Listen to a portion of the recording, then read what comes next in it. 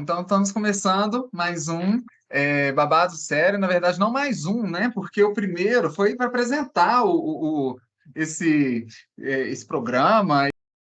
Então, para esse primeiro Babado Sério, já começo com, com um convidado especial, que é o professor Daniel da Silva Carvalho, né? Doutor pela Universidade Federal de Alagoas, doutor em Linguística, onde também está agora exercendo a profissão, né?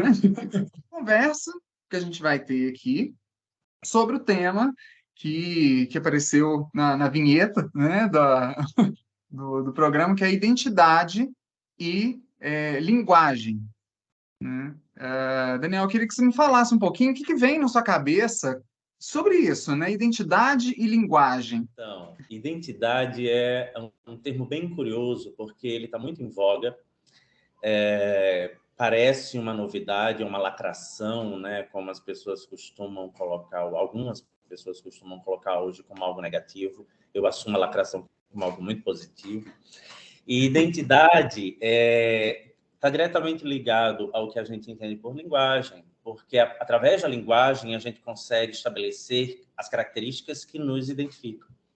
Então, é um tema essencial, né, para que a gente entenda tanto quem somos e como, e ao mesmo tempo entendamos como formamos quem somos e como comunicamos, como transmitimos essas características.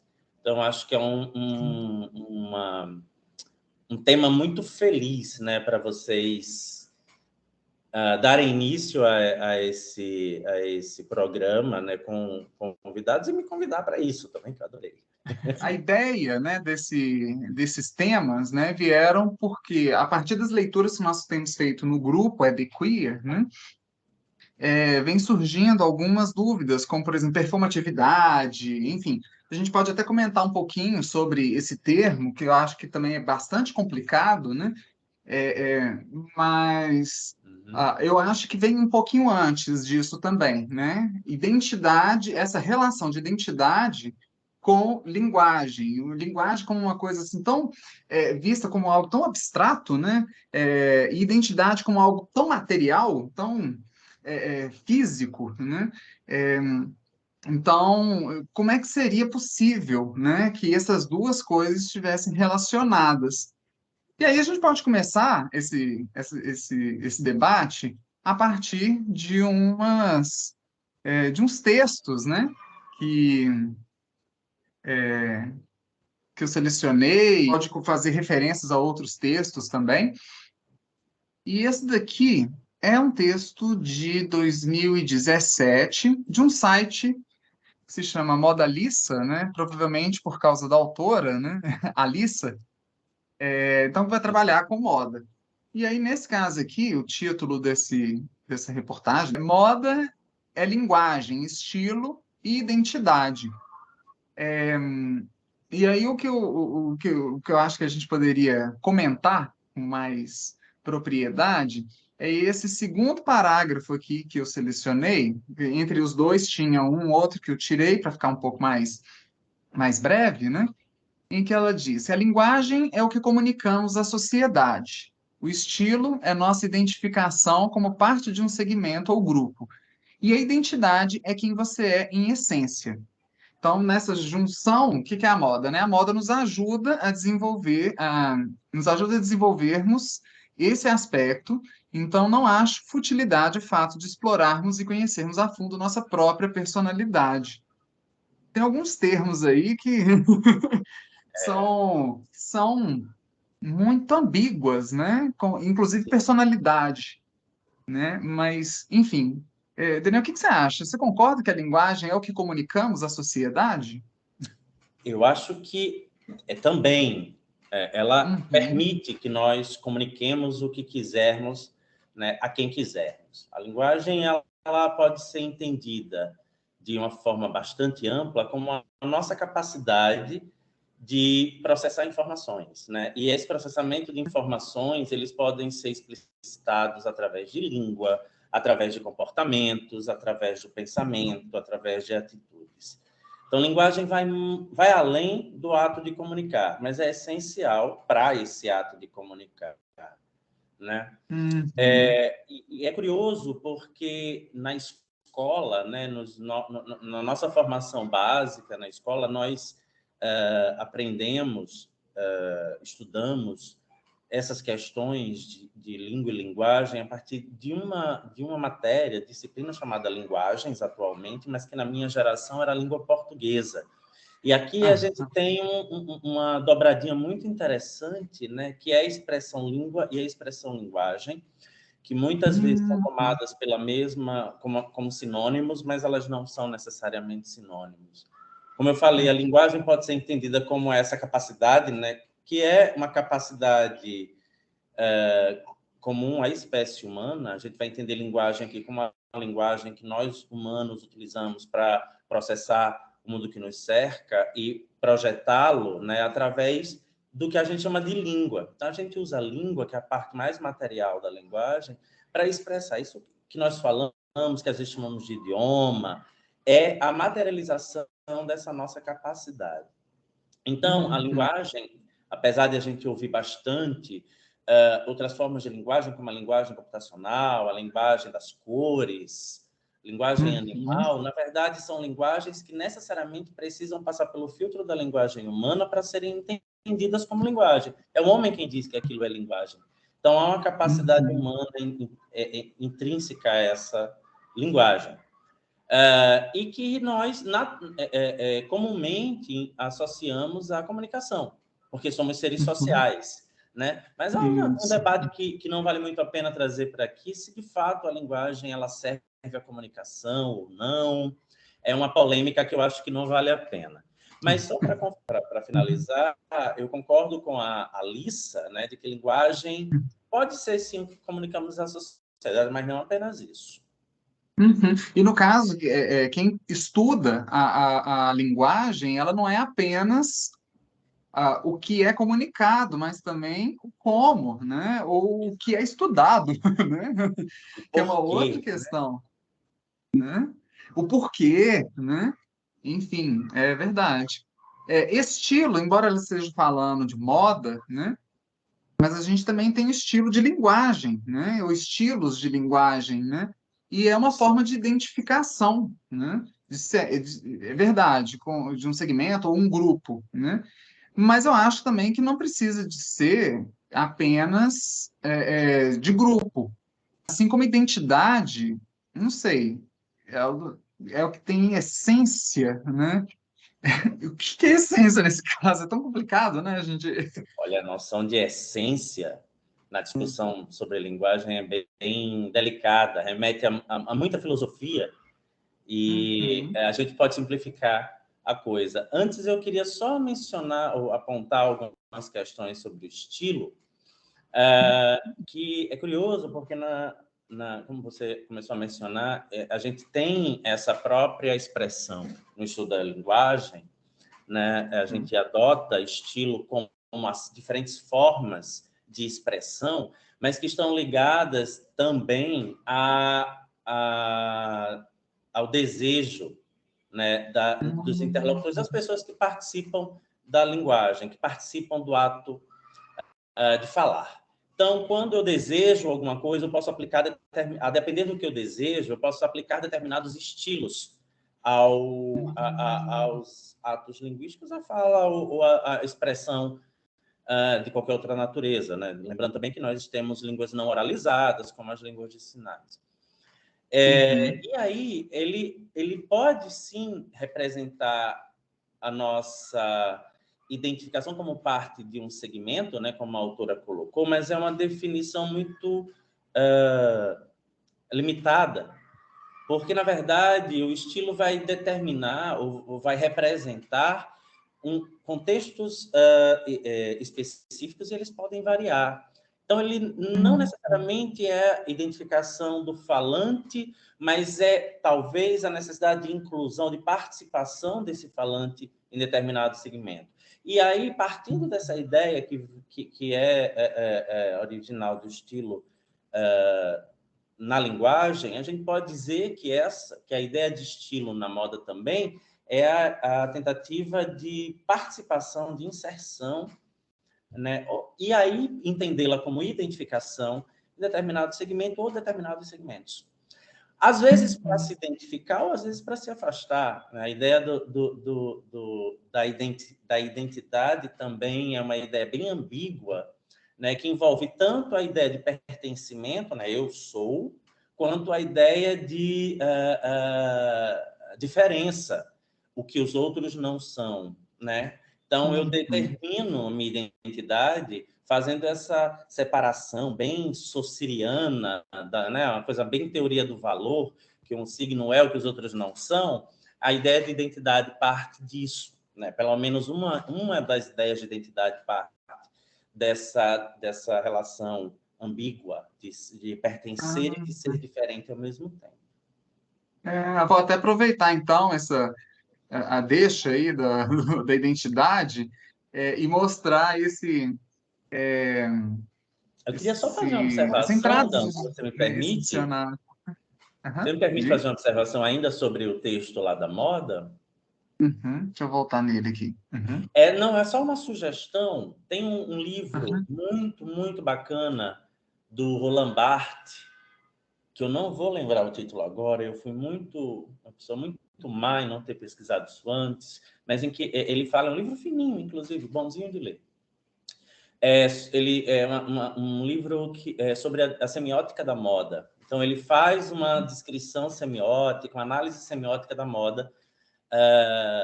Se eu não me engano, é um livro dos anos 60, mas que é muito atual, vale muito a pena. Exige um pouquinho de conhecimento em semiótica, mas vale pelas reflexões, né? Como, por exemplo, a ideia de que moda é algo fútil, como a autora menciona, né? Questiona, não é necessariamente algo fútil, mas é algo que constrói uma sociedade, né? Que faz parte da cultura de toda e qualquer sociedade.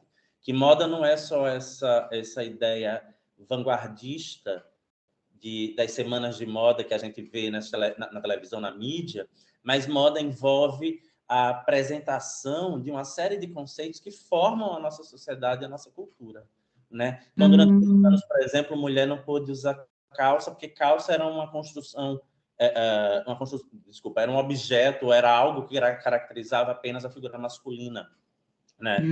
Então, Ou seja, identifica também, né? É uma forma de sim, identificar, de trazer, né, uma marca identitária, e então, de certa forma, linguagem, isso, não verbal necessariamente, né?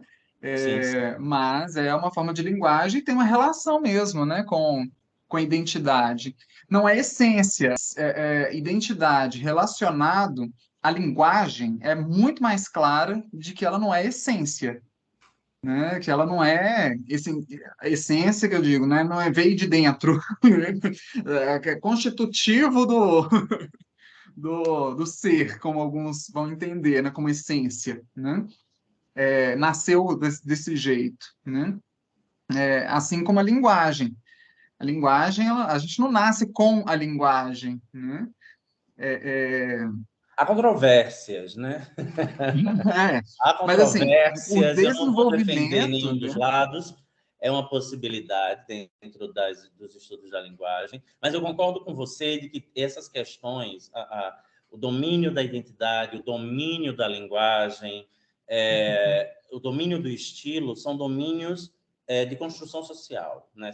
São Uhum, sempre formados a partir da experiência de uma sociedade. Então, não existe uma identidade prévia, não existe um uhum, estilo prévio, um estilo primordial, uma identidade primordial, como não existe uma língua ou uma linguagem primordial, né? Então, nesse uhum. sentido, eu concordo plenamente com você de Isso. que há uma construção que Uhum. pode ser A gente, desconstruída no momento que é uma construção. isso, exatamente. A gente nasce, vamos dizer assim, os seres nascem, e hoje é sem dúvida, né?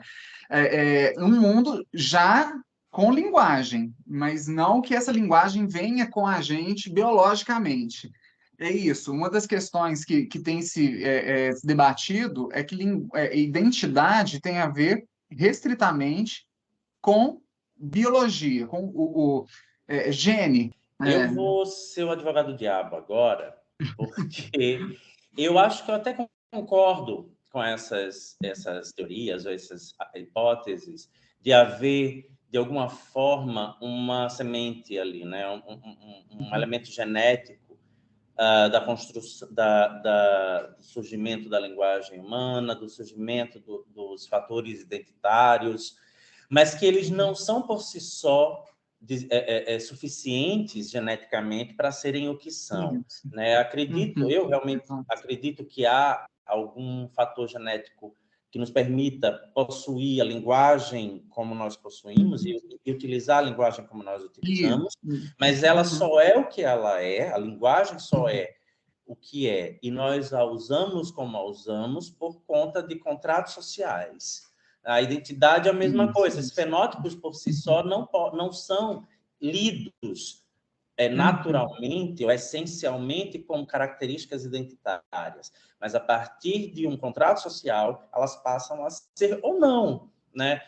Cor da pele passou a ser uma característica de identidade há pouco tempo, né? No sentido da existência da espécie humana, o fator cor de pele, né? Ele passa a ser uma característica recente. O fator geográfico, ele passa a ser uma característica moderna, né? No sentido das divisões lá das eras históricas, é uma característica social utilizada a partir de uma leitura social, a partir da era moderna. Então, há os fatores até geográficos que escapam à nossa essência humana, são usados como fatores sociais hoje. Então, isso mostra que há, de fato, um exercício de manipulação de qualquer elemento que esteja na mão da sociedade para que esse tudo, né, se torne objetos sociais. Tudo vai se tornar objeto social e, a partir daí, tudo é manipulado como objeto social e se criam instrumentos e outros objetos sociais. Então, a linguagem, mesmo partindo da hipótese de que ela surge de uma predisposição genética, ela vai se tornar o que ela é a partir dessa manipulação social. Inclusive, escolher determinadas características, traços, né, como relevantes ou importantes, né, para se identificar algum grupos, né, ou pessoas, indivíduos, né, sujeitos, enfim. Não, concordo plenamente. Eu acho que é interessante, né, como o dicionário, então, vai trazer o termo identidade, né? Várias possibilidades aqui, mas chama atenção, por exemplo, a segunda, né? Conjunto das qualidades, das características particulares de uma pessoa que torna possível sua identificação ou reconhecimento, né? Mas, ao mesmo tempo, tem uma outra questão ali, que é a quarta: igualdade, qualidade ou particularidade do que é idêntico, né? Rigorosamente igual em relação ao outro. Então, se é uma coisa de particular, mas ao mesmo tempo é também de idêntico a um outro, né? Então, parece essa luta, né? Entre o que é particular e o que é de compartilhado, né? Talvez. É curioso, porque quando a gente vai discutir identidade, é um termo, uma área muito difícil de se debater e de se definir, né? Porque, ao mesmo tempo que parece muito trivial, né? O que deve ser identidade, essa trivialidade se mostra apenas superficial quando a gente começa a perguntar, mas, de fato, o que é que constrói uma identidade? A própria ideia do idêntico, a gente sabe que essa identidade, essa ideia da expressão, né, da expressão linguística idêntico, requer uma cópia, né, algo que é exatamente igual a outra, mas a gente sabe que na natureza isso sequer é possível. Mesmo os gêmeos vai haver diferenças mínimas, apesar de as digitais serem as mesmas, por exemplo, que é um dos instrumentos sociais de identificação, fazendo jogo. E sempre me remete, sempre que surge essa discussão nas minhas aulas, que obviamente eu não vou trazer essa discussão para a mesa de um bar, né? A gente pode até fazer, mas não nessa profundidade. Quando eu estou pensando nas aulas, eu penso trabalhando, me vem à mente os adolescentes. A adolescência é uma fase muito curiosa, que ela ilustra exatamente sobre identidade. Ao mesmo tempo que os adolescentes precisam pertencer a determinado grupo, por isso que nós temos os grupos imensos de emo na minha época. Hoje a gente tem, nem sei o que a gente tem hoje, porque eu não convivo muito com os adolescentes, mas a gente tem grupinhos assim de adolescentes que nós conseguimos identificar visualmente e comportamentalmente, né? E agrupá-los. Eu sei que ainda existe o grupo dos skatistas, né? E etc. Pois bem, ao mesmo tempo que há essa necessidade de inclusão, o adolescente precisa se sentir especial, né? Então, há um conflito, e é a época do conflito, é naturalmente a época do conflito, também por isso, porque ao mesmo tempo que você está construindo uma personalidade, né? Eu sei que começa muito anteriormente a construção da personalidade, mas é um momento que a gente está começando a fazer os encaixes sociais. A adolescência é uma demanda, né, socialmente, culturalmente, há uma demanda de encaixe sexual, de encaixe de gênero, de encaixe socioeconômico, porque é quando a gente é cobrado para namorar, é cobrado para ter desejo sexual, é cobrado para encontrar, para escolher a profissão. Então, a gente precisa começar a fazer uma série de encaixes. E esse adolescente vai querer ser igual a quem ele admira, né? Ao mesmo tempo ser único dentro daquele grupo. Então, há um conflito muito interessante. Identidade é mais... Eu entendo identidade como isso, né? Nós vamos estabelecer quem somos, que a identidade remete à definição de quem é o sujeito, de quem é esse sujeito, não apenas pelas suas características individuais. Esse sujeito tem fenótipos, esse sujeito tem personalidade, esse sujeito tem isso e aquilo, como características atribuídas a esse sujeito, aos pertencimentos desse sujeito. Porque os desejos desse sujeito vão dizer muito sobre a identidade desse sujeito. Esse sujeito, você mencionou sexualidade, e é um campo muito robusto, né, para discutir identidade. E eu acho que quando nós começamos a pensar na identidade enquanto um fator de rotulação, de marcação, né, daquele sujeito, como a Penelope Eckert e a Sally McGonigal falam no livro delas de 2002, de que, na verdade, os papéis de gênero, né, são linguisticamente estabelecidos antes mesmo de nós nascermos, porque os pais vão ficar estabelecendo, né, discursos de ser ou não menino ou menina, então já estabelece aí esse binarismo, e nossa vida toda vai ser construída a partir disso. Nossos desejos precisam se encaixar nessas expectativas sociais que são inicialmente representadas pelas cobranças familiares, pelos nossos pais, e depois por todo mundo, até por nós mesmos. Nós incutimos essa cobrança binária, e toda a constituição de que nós vamos ser, desse devir do sujeito, parte dessas escolhas, né, que, ao mesmo tempo, formam esse sujeito e alimentam essas parcelas ou esses nichos da sociedade que nós vamos fazer parte um dia. E é nessa nossa diferença, essas características individuais, que vão fazer com que esses grupos se modifiquem, né? É como se a identidade funcionasse meio como um vírus. Ela vai ter uma característica, o sujeito vai ter determinadas características, vai ingressar em um microcosmo que ele vai fazer parte, e a sua inserção vai fazer com que aquele microcosmo se modifique, minimamente, mas se modifique. E a mesma coisa, inclusive, na linguagem, né? A mudança linguística surge dessa mesma forma. A gente vai...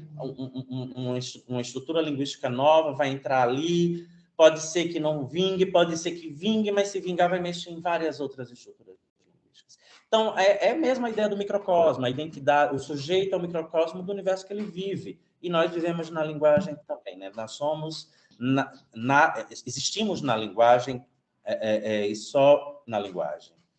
E a nossa existência na linguagem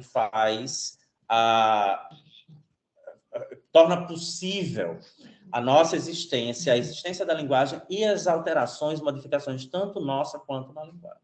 E eu estava aqui até dando uma olhada antes, né, no como o dicionário, esse mesmo dicionário que vai falar sobre identidade, né, e traz tantas informações sobre isso, e algumas, inclusive, parecem contraditórias, né, mas como você deixou bem claro, né, é essa a ideia mesmo, né?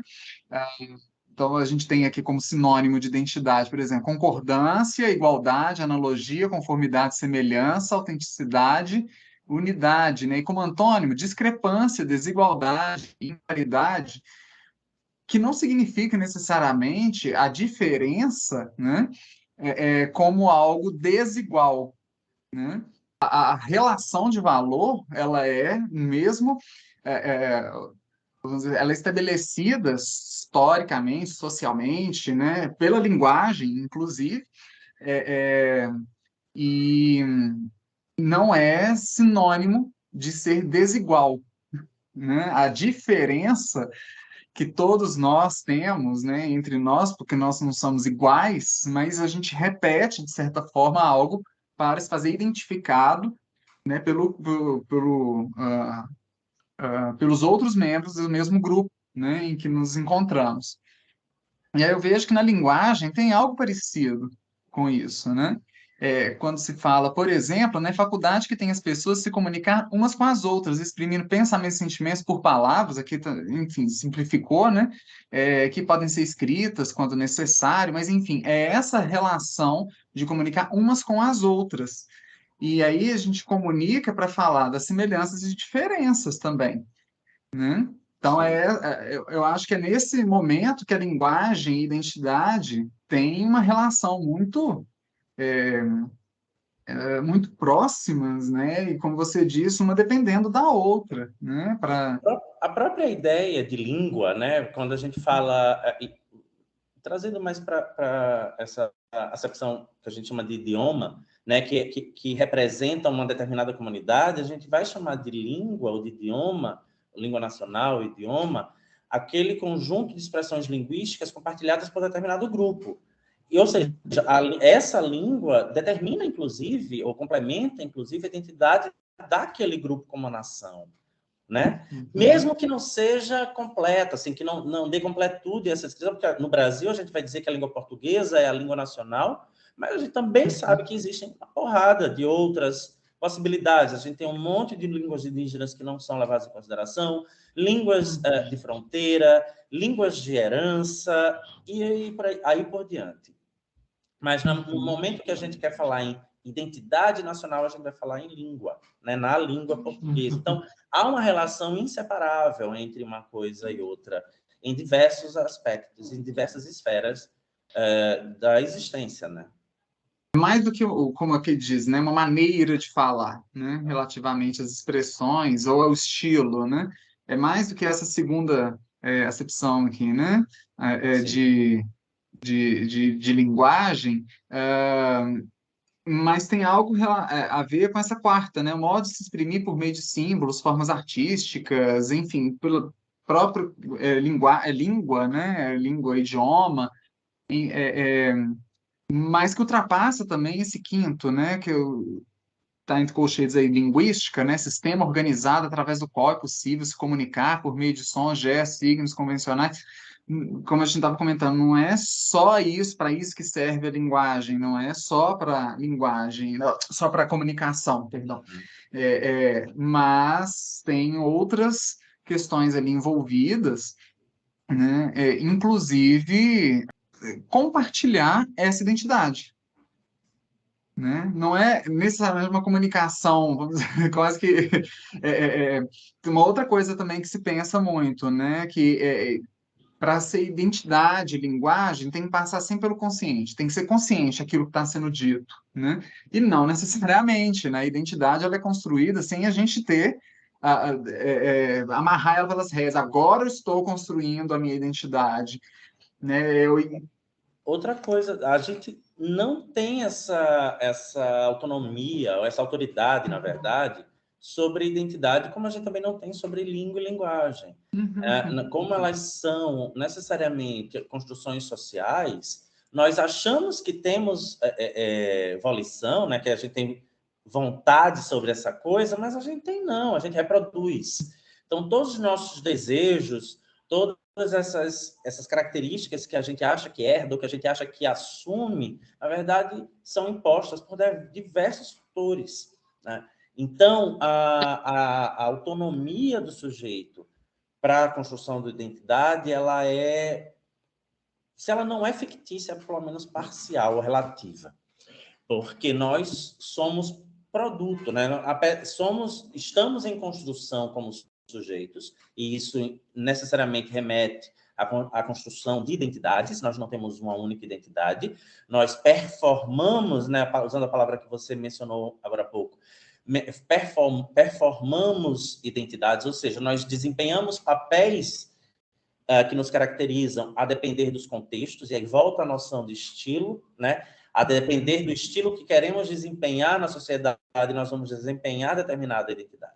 E a gente não pode dizer que temos uma identidade, que eu me identifico com isso apenas. Eu me identifico com várias coisas. Você pode se identificar com um recorte da comunidade gay, ao mesmo tempo que se identifica com um recorte extremamente conservador de religiões cristãs extremamente conservadoras. Isso é possível, né? Bom, a nossa sociedade está mostrando isso. A eleição agora mostrou bastante isso.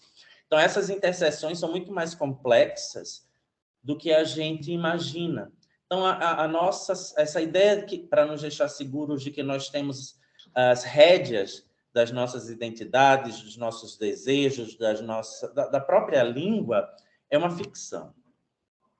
Essa outra questão aqui, né, que a gente tinha debatido, você tinha comentado inicialmente, né, a capacidade natural da espécie humana para se comunicar por uma língua, né, a linguagem, enquanto a gente sabe que não é sinônimo de língua, mas ao mesmo tempo que é uma capacidade natural, porque não precisa de fazer nenhuma intervenção, né, que eu digo, para se aprender uma língua, para se conseguir se comunicar. A gente poderia dizer, então, que a identidade é mais ou menos a mesma coisa. Então, é uma capacidade. Se fosse uma ação, né? Identidade fosse uma ação, seria uma capacidade também, né? Natural, mas é da espécie humana. Sim, De eu compartilhar, acho. vamos dizer isso, né? Seria Isso. Eu nesse acho, sentido. na verdade, é uma opinião bem minha, que provavelmente não é minha, eu estou assumindo aqui inconscientemente que é minha, que não há como eu posso dizer, fuga, a gente não tem como escapar dos compartimentos. A sociedade, né, parece ser da natureza humana, e dizer que é da natureza humana meio essencialista, mas a gente se acostumou, pelo menos, com o fato de que tudo tem que ter um nome, tudo precisa estar encaixado em determinada categoria. Então, a gente tem o hábito de classificar, né? Tudo precisa ser classificado. E a ideia de identidade parece vir dessa nossa necessidade de classificar, de apontar, de colocar rótulos e colocar as diferentes pessoas em determinadas caixinhas.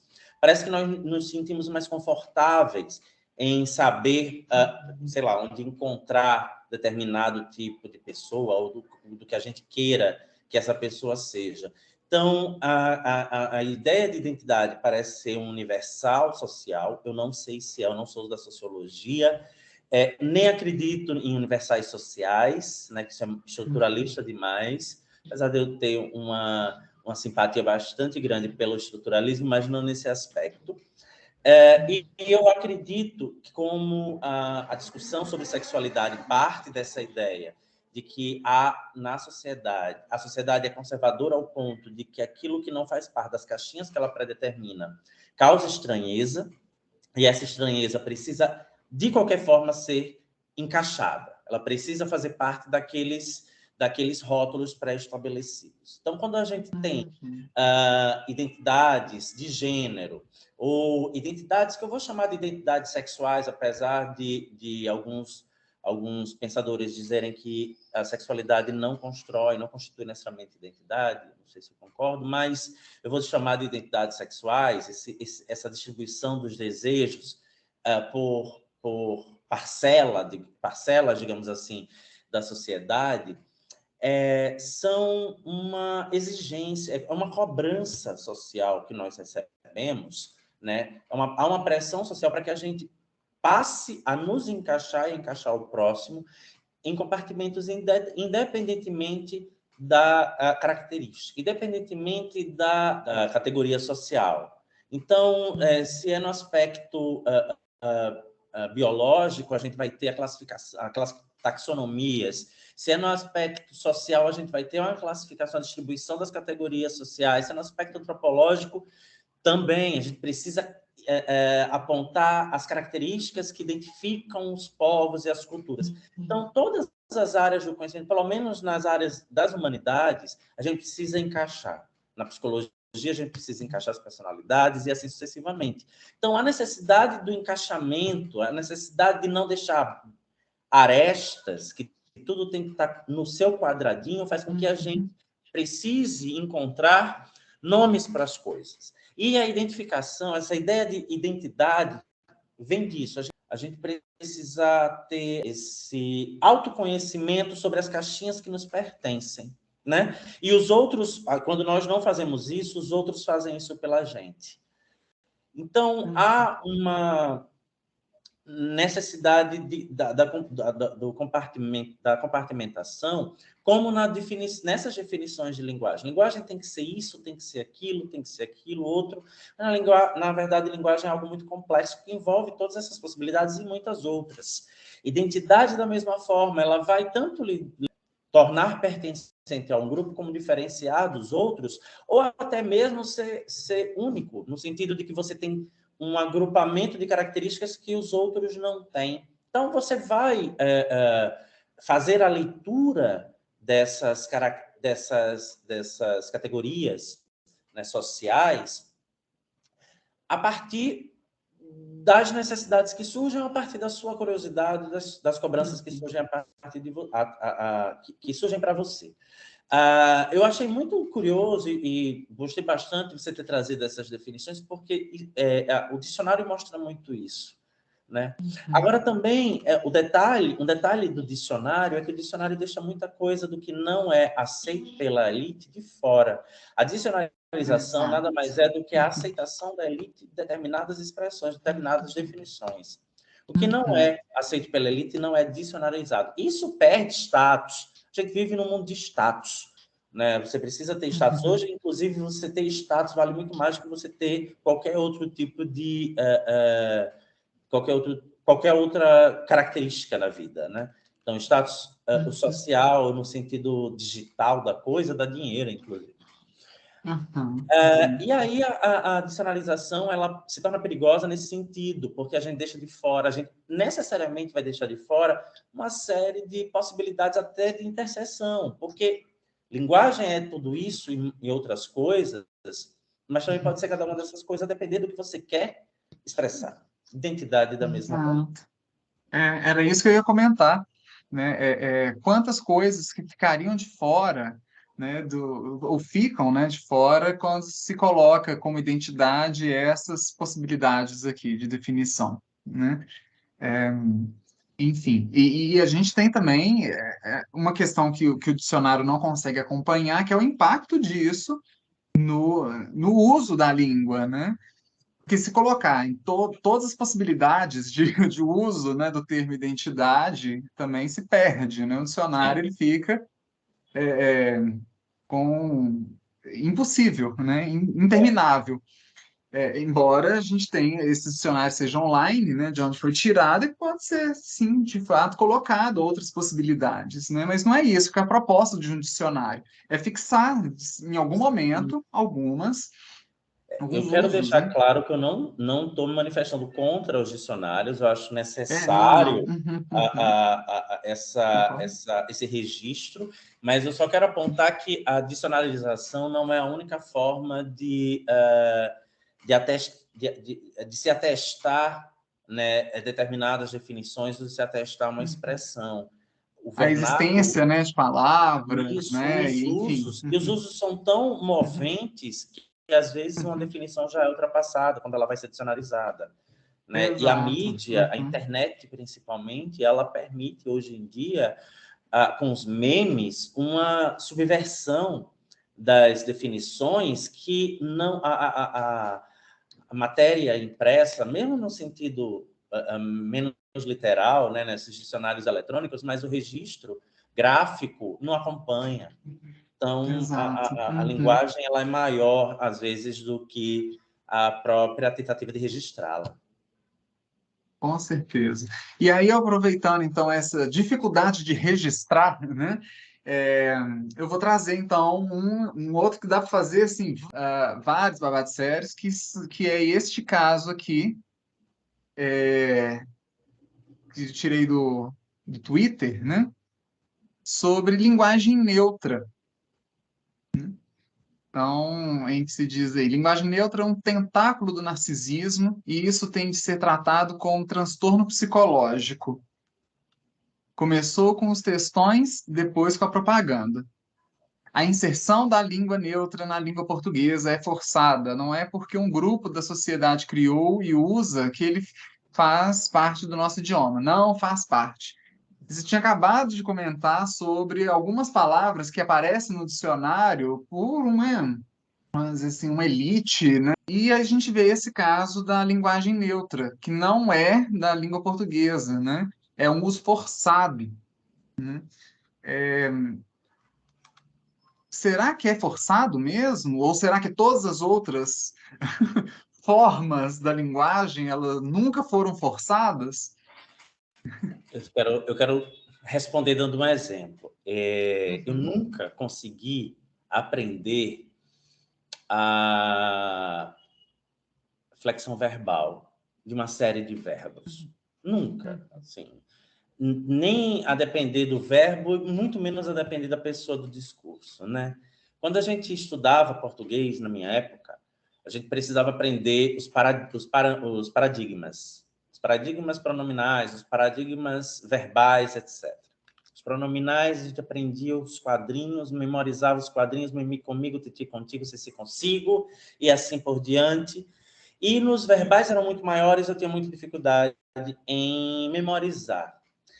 Para essa pessoa, Larissão da Zona Sul TM, provavelmente esse exemplo dos paradigmas pronominais e verbais são a parte do idioma que ela gostaria de defender.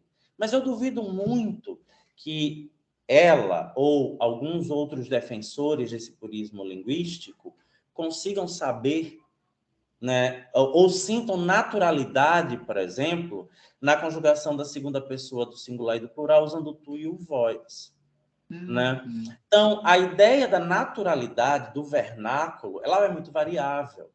A língua em uso, ela varia dentro da ideia de idioma. A língua que nós usamos aqui no Nordeste, especialmente aqui em Alagoas, varia ou tem nuances que a diferem da forma que ela é usada, por exemplo, aí em Minas, aí em Uberlândia. Então, a gente não vai poder fazer afirmativas dessa forma quando a gente olha para a própria estrutura da gramática normativa, não é que é considerada o padrão. Muita gente não sabe a estrutura, muita gente não consegue, por exemplo, lembrar, ou nunca teve acesso, ou nunca pronunciou determinadas estruturas subordinadas, determinadas orações subordinadas. Elas soam como estrangeirismos. Algumas conjunções não são simplesmente mais usadas como cujo.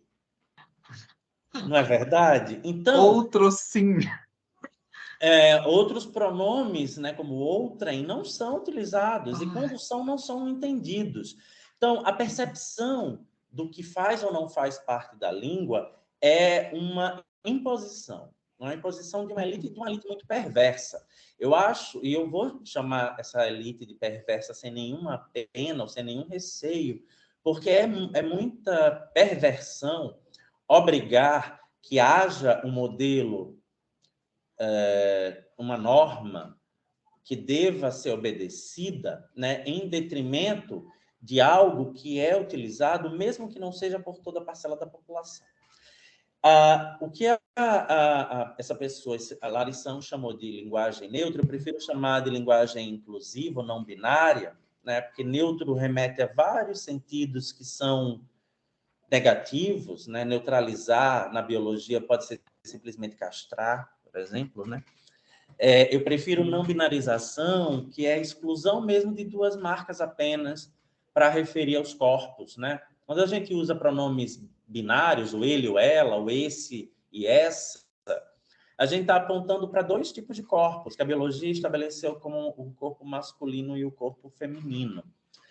Porque essa discussão ela não surge com objetos, com seres abstratos ou inanimados, né? Ninguém está questionando aqui a cadeira ou o chão. A gente está questionando pessoas. A gente está trazendo a discussão identidades. Como as pessoas se identificam, como elas querem se identificar. Toda a nossa conversa hoje, né, acaba vertendo para essa conclusão.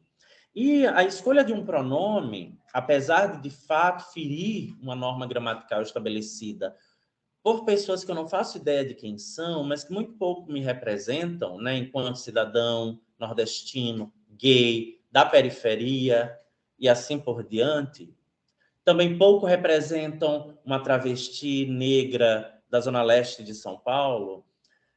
E eu, só para dar exemplos, né, é muito violento você aceitar que essas pessoas determinem a forma como você quer se identificar.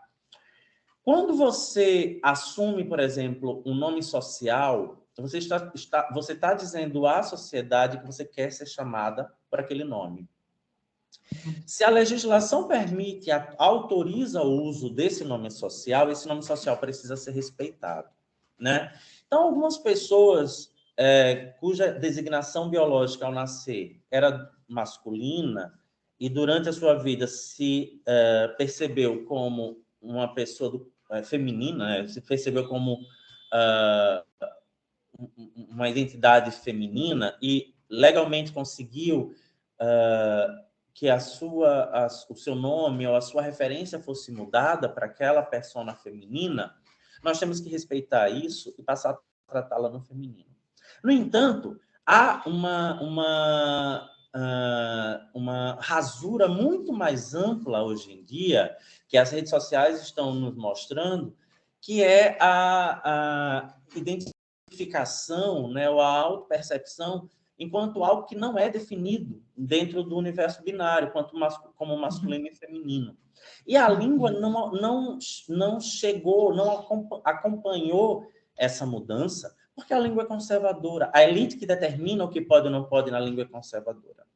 Eu tive muita conversa com colegas linguistas, amigos linguistas, que são contra esse discurso inclusivo, ou pelo menos olham com olhos de cautela para esse discurso inclusivo, por dizerem que a língua segue uma ordem própria, né? Eles tiram o soci do túmulo, jogam na mesa, batem no soci para ele acordar e confirmar de que a língua tem uma ordem própria. No entanto, essa ordem própria sofre interferência das demandas sociais. Essas demandas sociais da linguagem neutra, ou da linguagem inclusiva ou não binária, ela não é ouvida. A sociedade abaixa, porque nós, e a eleição de domingo mostra isso, vivemos numa sociedade altamente conservadora, que acredita que somos frutos de Adão e Eva. Inclusive, Eva é subalterna de Adão porque veio da costela dele. Então, há uma hierarquização dos corpos. E o corpo não binário simplesmente é ignorado, ele não existe para a sociedade, ou eles não querem que exista. E se a língua e a norma linguística é resultado de tradição, os corpos não binários não são tradicionais. Então, eles são excluídos. Isso tudo é para dizer que essa pessoa falou uma grande bobagem. Porque Não, eu a estou aqui língua pensando, eu parei lá naquele exemplo de a língua não acompanha, né? não. A forma com que se estrutura a língua, a linguagem, não acompanha. E eu estou lembrando aqui, porque na língua portuguesa só existem dois gêneros, masculino e feminino. A gente não pode esquecer que se veio do latim, tinha um terceiro, que era o neutro, e saiu não por.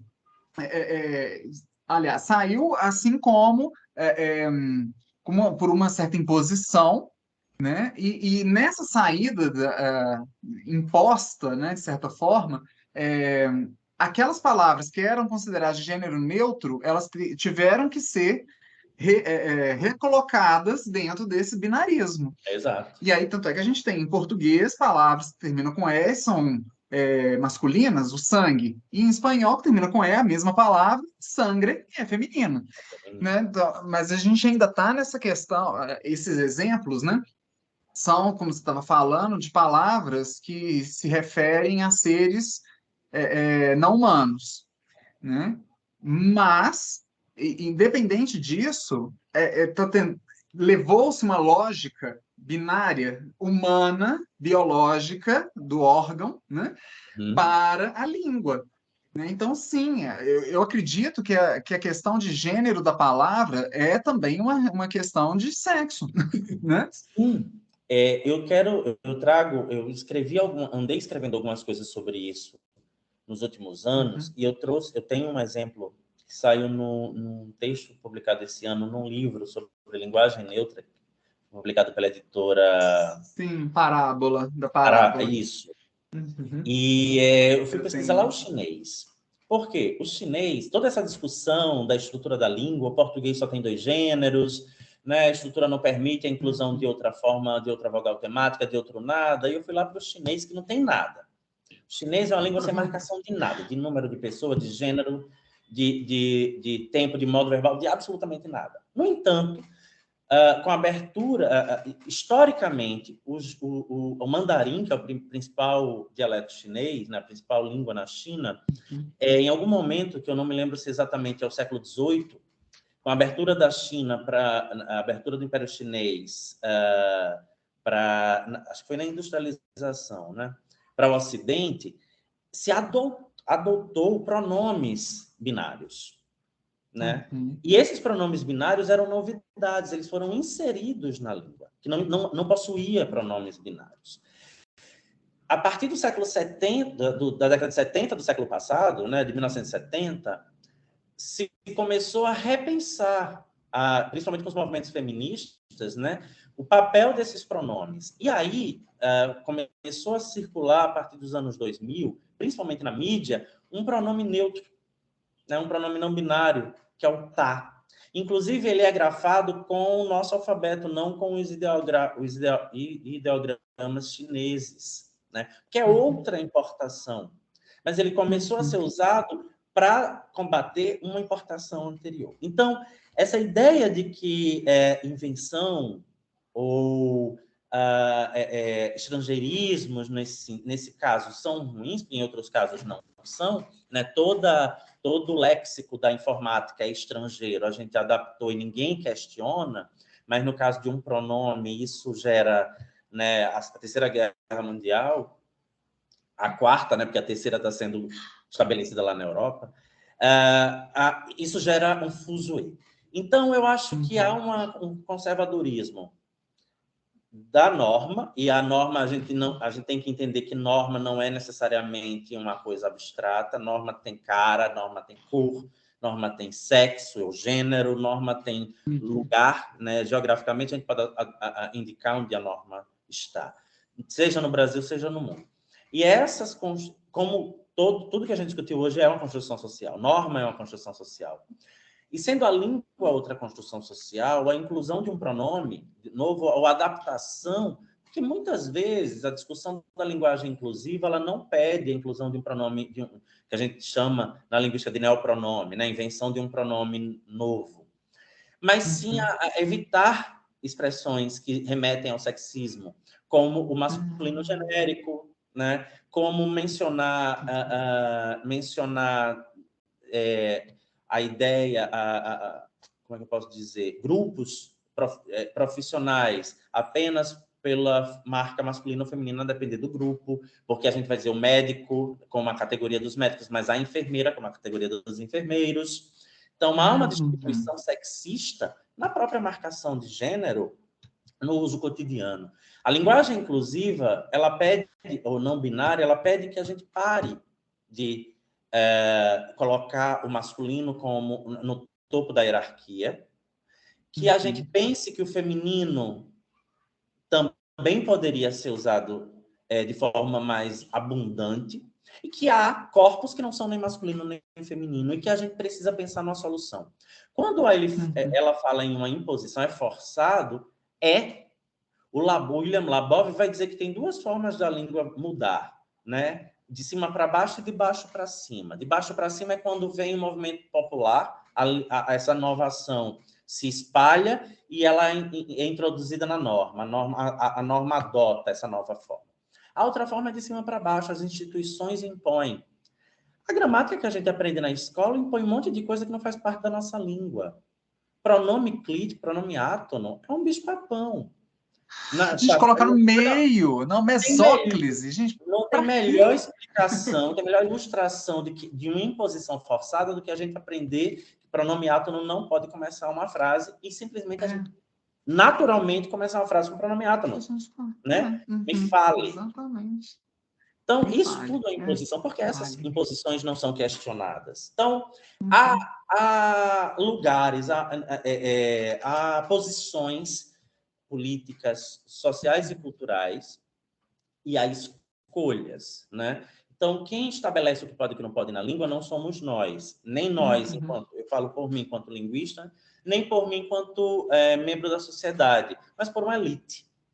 Mas isso não impede... Eu ia até te perguntar um outro exemplo. Né, aqui está falando a inserção de algo, você falou, que é forçada. O uso de você é um exemplo de forçação, de força, né? De uso de baixo para cima, por exemplo? Sim. Porque já que é uma palavra que era usado tu, vossa mercê, né? E aí era de um uso mais, vamos dizer assim, para pessoas de graus, né, superiores, né, graus que eu digo, né, socialmente dizendo, e essa palavra passa a encurtar, né, e não é usada necessariamente, pelo menos no Brasil, né, um tratamento formal. Ele é mais informal. É uma forma de inserção de baixo para cima? Sim, tanto é que o pronome você ainda não é institucionalizado. A gramática não assume você como um pronome, como não assume a gente como um pronome. Então, é o popular, é o nosso vernáculo, né? Nós usamos o tu, mas há regiões do Brasil que não usam o tu, é exclusivamente você.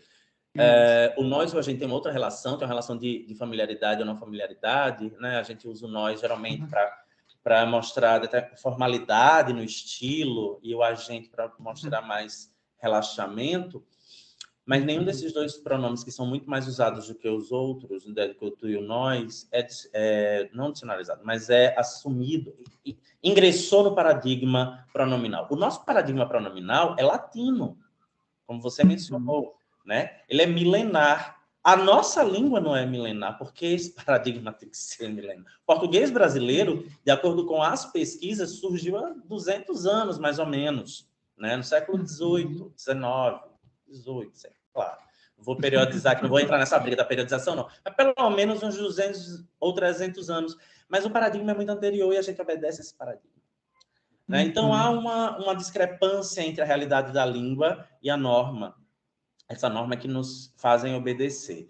E essa discrepância, né, mostra um abismo. Esse abismo esconde muita coisa que a língua não quer, que a elite não quer, a sociedade não deseja que seja demonstrado.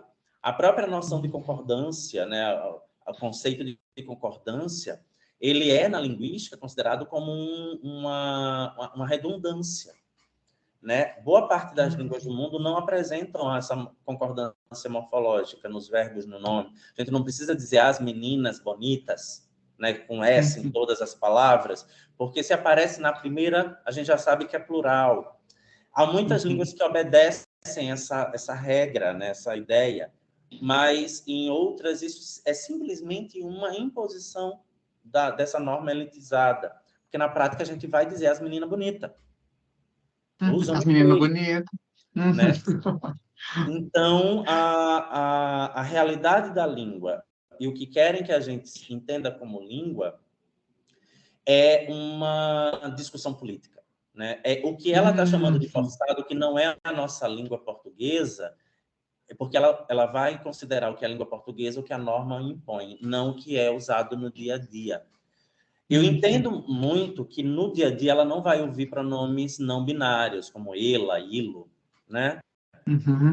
Mas há uma parcela, e hoje com a disseminação dos meios de comunicação digital, muita gente usa. Muita gente usa. É um número grande, é um nicho grande. E esse uso, apesar de muitas vezes restrito às redes sociais,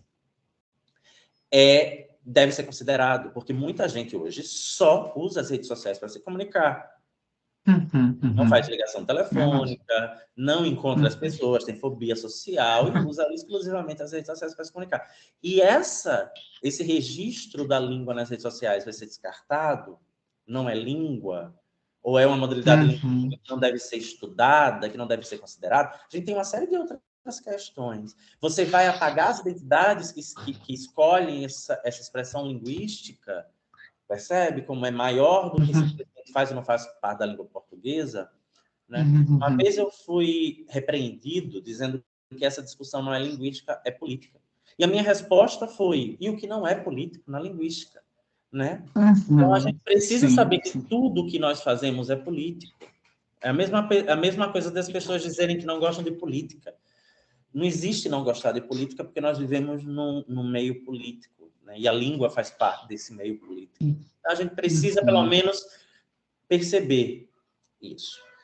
Há uma radicalização em alguns momentos, há pessoas que tentam fazer uma reformulação gramatical não binária, né? Tirando totalmente a concordância de gênero, e de fato a língua fica incompreensível, mas isso eu entendo isso como um manifesto político, né? Porque naturalmente você não vai conseguir se comunicar com aquilo, a não ser num grupo muito específico.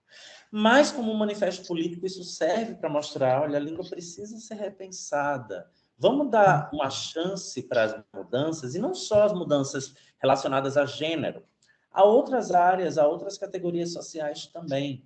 Né? Uma série de estudos da linguística mostram que a concordância de número, ela marca a identidade. A não concordância de número, né, no nome, falar, por exemplo, as meninas bonitas, é uma marca de identidade e de prestígio em algumas regiões do país.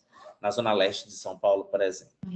Então, mas isso não é estabelecido como norma. Norma é simplesmente essa norma institucional, não a norma do uso. Então, tem essa diferença também. E a gente precisa fazer escolhas. Né? Eu quero ser obediente a uma norma institucional que não me representa, ou eu quero dar chance às novas normas do uso da língua, que podem não me representar, mas representam outros corpos, que não o meu. Porque eu não sou sozinho nesse mundo, né? Não falo só essa língua. Exato, concordo com você. Principalmente com a questão, o que não é político, né? O que não é político. E aí a gente vê, a identidade é também uma questão política, né? Escolher determinadas ferramentas ou determinadas formas de se identificar, identificar o outro, é também um posicionamento político. E não tem como escapar, assim como da linguagem, né?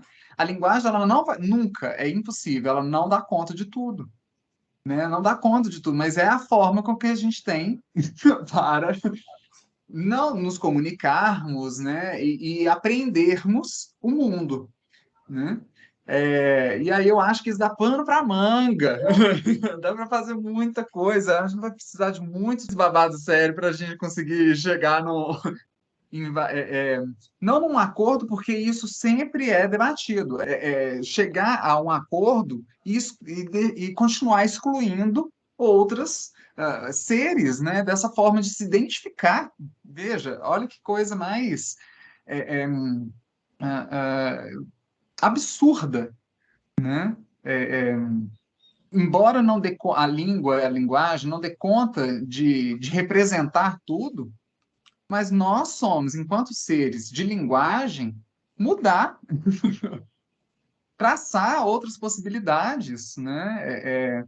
Então, isso é interminável. E eu espero que seja interminável mesmo, porque quando a coisa chega num...